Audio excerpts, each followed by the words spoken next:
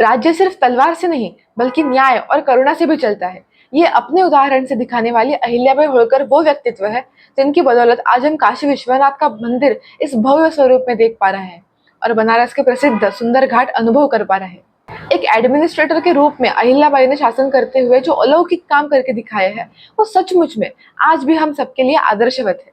चलिए आज जानते हैं लोकमाता अहिल्याबाई होळकर का जीवन और इससे हम क्या सीख सकते हैं। This is the episode 8 of the series Tejaswini, dedicated to inspiring stories of 9 भारतीय women to celebrate Navratri, the festival of divine feminine. Ahilyabai Holkar का जन्म 31 मई 1725 को अहमदनगर जिले में हुआ। बचपन से ही वे धर्मनिष्ठ और संस्कारी थी। कहा जाता है कि जब मल्हारराव होळकर ने उन्हें मंदिर में देखा तो उनके गुणों से वो इतने प्रभावित हुए कि उन्होंने अपने पुत्र खंडेराव से उनका विवाह करा दिया। उस समय अहिल्याबाई मात्र 7-8 वर्ष की थी। शादी के बाद वे होळकर परिवार में आई और अपनी सास गौतमाबाई से प्रशासन, राजनीति और राज्य संचालन की शिक्षा प्राप्त की। इसी दौरान वो धीरे धीरे किले और दरबार की जिम्मेदारियों को समझने लगी।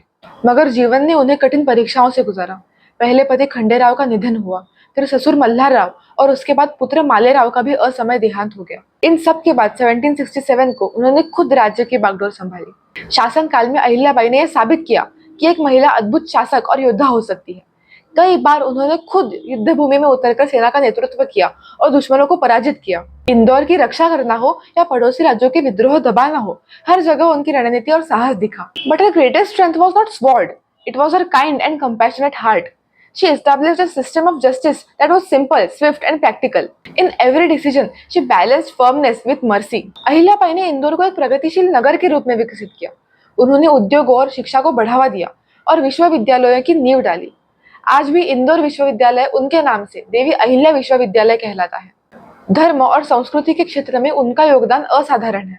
वाराणसी का काशी विश्वनाथ मंदिर, बनारस का दशाश्वमेध घाट, महेश्वर और कई अन्य प्रसिद्ध मंदिर व घाट उनके प्रयासों से बने या पुनर्निर्मित हुए।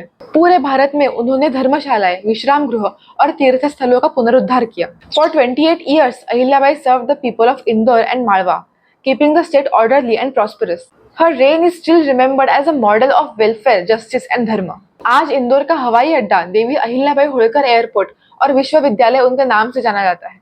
पूरे भारत में उन्हें लोक माता कहा जाता है। यद्यपि 13 अगस्त 1795 को उनका निधन हुआ, लेकिन उनकी स्मृति और कार्य आज भी जीवित है। अहिल्याबाई का जीवन हमें ये सिखाता है कि सच्चा नेतृत्व सिर्फ शक्ति से नहीं बल्कि न्याय, करुणा और सेवा से होता है। उन्होंने दिखाया कि जब निस्वार्थ भाव से समाज और धर्म के लिए काम किया जाता है तो एक शासक केवल राजा नहीं बल्कि लोक माता बन जाती है।